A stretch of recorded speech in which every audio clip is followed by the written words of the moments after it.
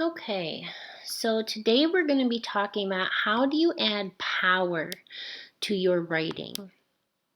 So the objectives is that you're going to go from having little or no idea of how to make your writing powerful to learning 5 specific techniques that will make your writing more powerful for your readers. So the big concept is I came up with this mnemonic device called power. There are 5 ways to increase your power in your writing. You're going to pick a connection point.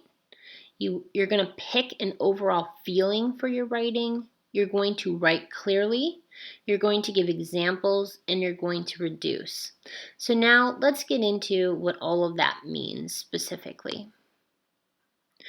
All right, so the first thing you're going to do for power is you're going to pick a connection point. Who are you writing to? So this is where you're thinking about your audience, right? For example, for us, we're writing letters to literature, so letters to authors. So the author is who you are writing to. Why are you writing? In our example, we are writing because we want to tell the author how their book has impacted us. And then you're also going to look at what's a connection. So for example, we're doing letters to literature to an author. So I did mine to Bryce Courtney for his novel, The Power of One. So my person I'm writing to specifically is Bryce. Why? To talk about the power of his novel in my life. What is the connection? The 2 things that I wrote about is his book is about boxing, and also he has these really powerful quotes to live by. And one of the things that you're going to see in another PowerPoint is that sometimes you can choose opposing views to add power to your writing. So for example, I said, "Dear Mr. Bryce Courtney, I am not a sports fan. I am especially," oops, it's supposed to be not, so I'm going to have to go back and fix that. See, this is why you read it out loud. That's another writing tip. "I am not especially fond of violent sports such as boxing, and yet I found myself mesmerized by the powerful wisdom that could be found in a wide variety of quotes scattered throughout your novel, The Power of One, that not only help the main character PK through his adult journey, but is also helping me on mine as well." So again, you're going to have your who, you're going to have your why, and you're going to have the connection that you have to it.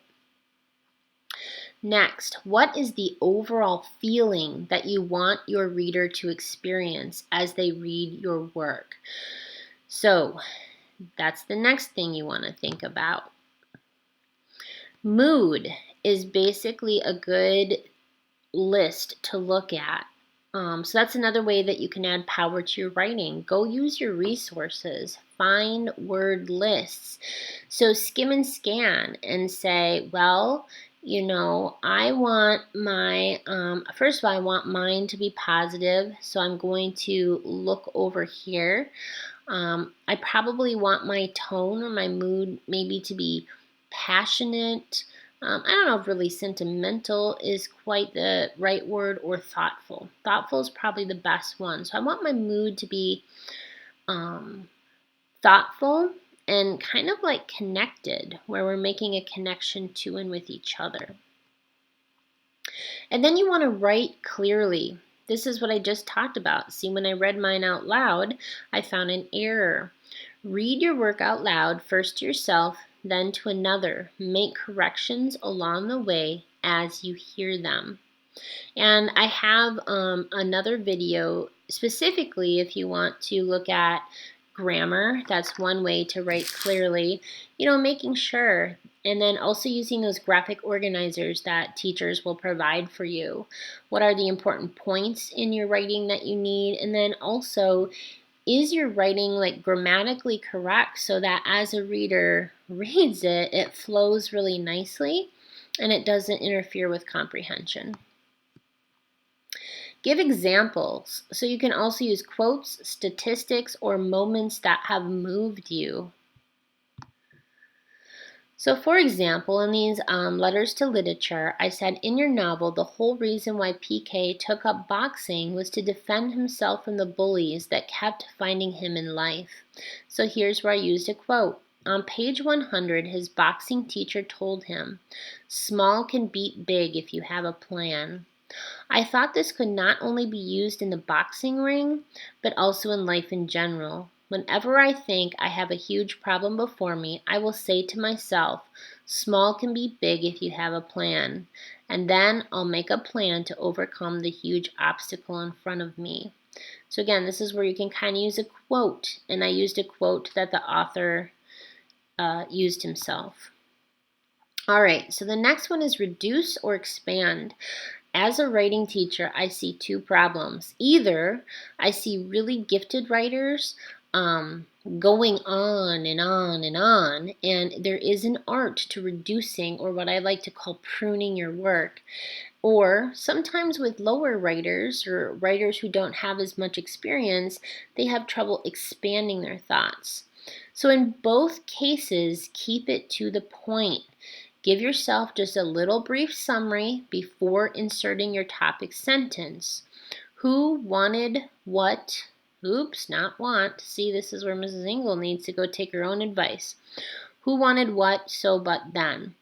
In your novel, the whole reason why PK, there's my who, took up boxing, wanted what, was to defend himself from the bullies that kept finding him. So that was like, you can even just reduce it down to 3. You don't even need all these. It's like who wanted what and why. And then state your point. So my quote was my point, and then wrap it up. Feel the power that good writing can produce. So you can add power by picking a connection point, thinking about the overall feeling, writing clearly, providing examples, and reducing and expanding your ideas. If you have any questions, you can ask your teacher when you have a moment. And have a good day.